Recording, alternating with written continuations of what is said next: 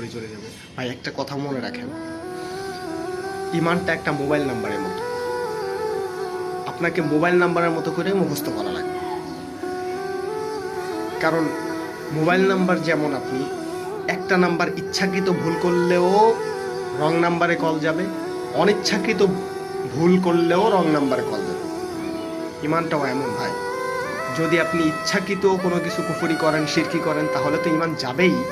অনিচ্ছাকৃত কোনো কিছু ছাড়িয়ে দিলে আপনার ইমান চলে যাবে। ভাই আমরা কয়জনে জানি কোন কোন বিষয়ের উপর বিশ্বাস করলে মুসলিম হয়, মুমিন হয়, কোন কোন বিষয় থেকে ছেড়ে দিলে মুমিন থাকা যায়? কয়জনে জানি?